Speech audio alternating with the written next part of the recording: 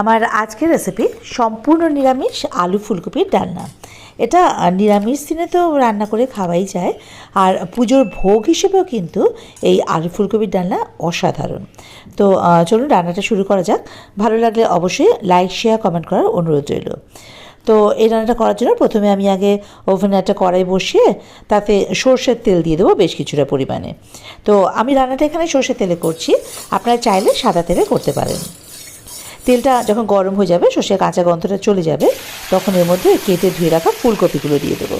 আমি এখানে একটা মাঝারি সাইজের ফুলকপি ফুলগুলো ছাড়িয়ে ওগুলো আর কি ওই গরম জলে নুন আর হলুদ দিয়ে 10 মিনিট ভিজিয়ে রেখেছিলাম। তারপরে সেই জল থেকে ছেঁকে তুলে ভালোভাবে ধুয়ে নিয়েছি। এবার এটা বেশ লাল করে ভেজে নেব। ফুলকপিতে না অনেক সময় পোকা থাকে, তো আগে যদি আমি ওই নুন হলুদ দিয়ে গরম জলে ওই ফুলকপিটা ডুবিয়ে রাখি কিছুক্ষণ, তাহলে কিন্তু পোকা টোকাগুলো একদমই চলে যায়। তো যাই হোক, তারপরে ভালোভাবে ধুয়ে ভেজে নিয়েছি। এই যে দেখুন, বেশ লাল করে কিন্তু ফুলকপিটা ভাজা হয়ে গেছে। পুরো দিকটা বেশ সমানভাবে লাল করে ভাজা হয়েছে। এবারে ফুলকপির গুলো আর কি তেল থেকে ছেঁকে তুলে আলাদা পাত্রে নামিয়ে নেব। এবার বাকি তেলটাতে ফোড়ন দেব জিরে, তেজপাতা আর শুকনো লঙ্কা। 2টো শুকনো লঙ্কা, 2টো তেজপাতা আর দিয়েছি 1 টিস্পুন গোটা জিরে। এবারে ওই কয়েক সেকেন্ড এগুলো একটু ভাজা ভাজা করে নেব ফোড়নগুলো। ফোড়নটা একটু ভাজা ভাজা হয়ে গেলে এর মধ্যে আমি ওই কেটে ধুয়ে রাখা আলুগুলো দিয়ে দেবো। আমি এখানে 3টে মাঝারি সাইজের আলু খোসা ছাড়িয়ে ওই একটু বড় বড় করে ডুমো ডুমো করে কেটে খুব ভালোভাবে ধুয়ে নিয়েছি। এবারে হাই ফ্লেমে আলুগুলো ভেজে নিতে হবে। তার আগে স্বাদমতো নুন মিষ্টিগুলো দিয়ে নেবো আর কি। এখানে আমি ওই 1 টেবিল স্পুন মতো নুন দিলাম, আর হলুদ এখানে দিয়েছি 1 টিস্পুন, আর মিষ্টি মানে চিনি দিয়ে দিয়েছি 1 টিস্পুন। নুন আর মিষ্টিটা আপনারা তো আপনাদের স্বাদ অনুযায়ী দেবেন। তো এটা নিরামিষ রান্না একটু মিষ্টি মিষ্টি হলে বেশ ভালোই লাগে খেতে।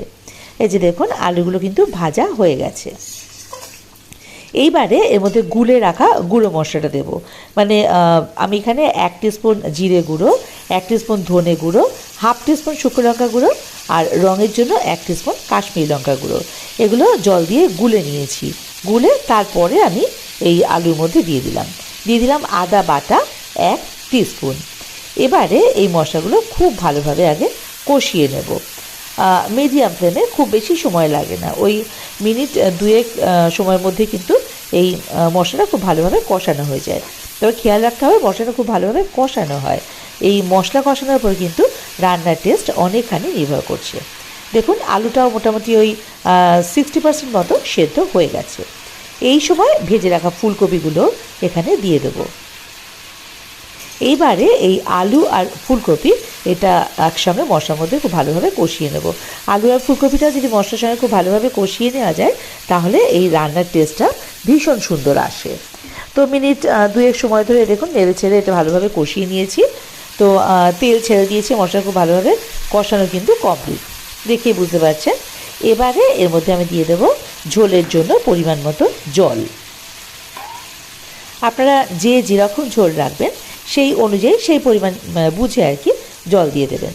এবার খুব ভালোভাবে এটা একটু মিশিয়ে নিয়ে ঝোলটা ফুটে উঠলে এটা ঢাকা দিয়ে মিডিয়াম ফ্লেমে রেখে দেবো যতক্ষণ না আলু আর ফুলকপিটা সেদ্ধ হচ্ছে। মোটামুটি মিনিট 5 পরে ঢাকাটা খুলে নিলাম। খুব বেশি সময় কিন্তু লাগেনি সেদ্ধ হতে, কারণ আলু তো 60% সেদ্ধ হয়েই ছিল, ফুলকপিও ভাজা হয়েছে, কষানো হয়েছে, কাজে ফুলকপিও মোটামুটি নরমই হয়ে এসছে। দিয়ে দিলাম গরম মশলার গুঁড়ো, ফ্লেমটা কিন্তু হাই করে দিয়েছি এখন। দিয়ে দিলাম ঘি 2 টিস্পুন। আপনারা চাইলে কিন্তু এখানে ধনেপাতা কুচিও দিতে পারেন, সেটাও ভীষণই সুন্দর লাগে খেতে। কিন্তু আমরা যখন পুজোর ভোগ হিসেবে এই আলু ফুলকপির ডালনাটা রান্না করি, তখন ওই ঘিটা দিই। ওই ঘি গরম মশলার যে ফ্লেভারটা না, এটা ভীষণ সুন্দর লাগে তখন। তো যাই হোক, রান্না কমপ্লিট।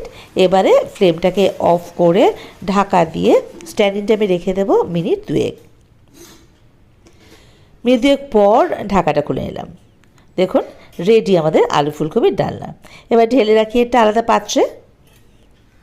তো কেমন লাগলো আপনাদের রেসিপিটা আমাকে কিন্তু কমেন্ট বক্সে জানাতে ভুলবেন না। আর আমার রেসিপি যদি ভালো লাগে তাহলে অবশ্যই আমার চ্যানেলটা সাবস্ক্রাইব করে আমার পাশে থাকার অনুরোধ রইল। আর বেল আইকনটা ক্লিক করে দেবেন, তাতে করে আমি কোনো নতুন রান্না আপলোড করলে তার নোটিফিকেশানটা সবার আগে আপনাদের কাছে পৌঁছে যাবে।